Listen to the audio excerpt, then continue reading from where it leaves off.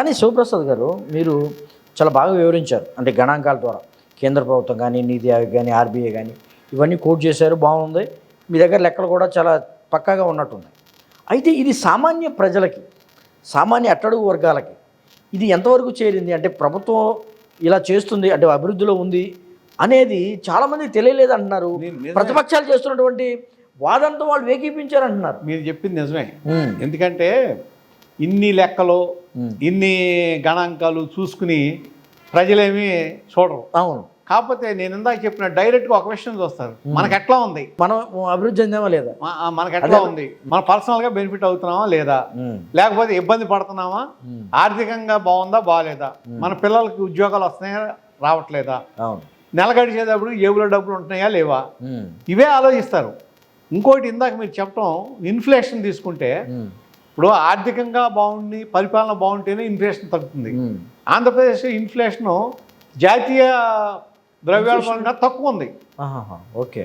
అట్లాగే మీరు ఇందాక మీరు ఒకటి మాట్లాడారు, పేదరికం. నీతి ఆయోగ్ ఇచ్చింది లెక్క, చంద్రబాబు గారు ఉన్నప్పుడు 11.7% ఉంటే ఇప్పుడు 4%కి వచ్చింది. అవును, 4.2%కి వచ్చింది.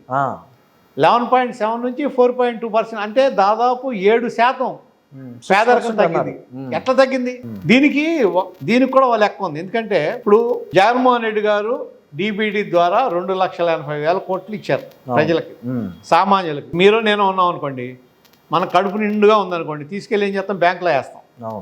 అది బ్యాంకులో మూలుగుతుంటాయి అంతే, ఖర్చు పెట్టరు.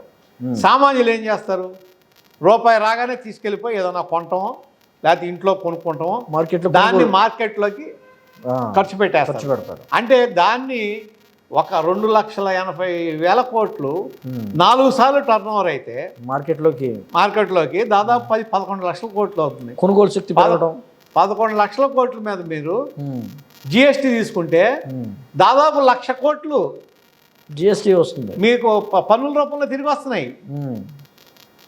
దాని మూలన ఏమవుతుంది, మీకు ప్రభుత్వానికి ఆదాయం పెరుగుతుంది, ప్రజల్లో వాళ్ళ కొనుగోలు శక్తి పెరుగుతుంది, పేదరికం తగ్గుతుంది. ఈ లెక్కలన్నీ చూసుకోకుండా జస్ట్ ఊరికే ఏదో అయిపోతుంది, ఏదో జరుగుతుంది అని చెప్పడం కాదు కదా. కానీ ఇటువంటి లెక్కల్లో చంద్రబాబు గారు చాలా సిద్ధహస్తులు. ఆయన చాలా బాగా లెక్కలేస్తారు, ఆయన గణాంకాలు కూడా చాలా బాగా తీసుకుంటారన్నారు. మరి ఈ లెక్కలు ఎందుకు కనిపించట్లేదు చంద్రబాబు గారికి? అంటే కనిపించినా చెప్పరుగా. ఇప్పుడు ఆరోపణ చేయాలన్నప్పుడు నిజం తెలిసినా చెప్పకపోవచ్చు కదా. అవునండి. నిజం తెలియదని అనుకోవటానికి వీల్లేదు. ఆయన తెలుస్తుంది, తెలిసినా కానీ చెప్పరు. చెప్పాలనే ఉంది. దాన్ని ఎంతవరకు అవసరమో అంతవరకే చెప్పి, ఎంతవరకు ప్రజలకు తెలియాలో అంతవరకే చెప్పి ఆపేస్తారు. కానీ ఇప్పుడు అంటే అశ్వత్థామ హత కుంజరహ అంతే.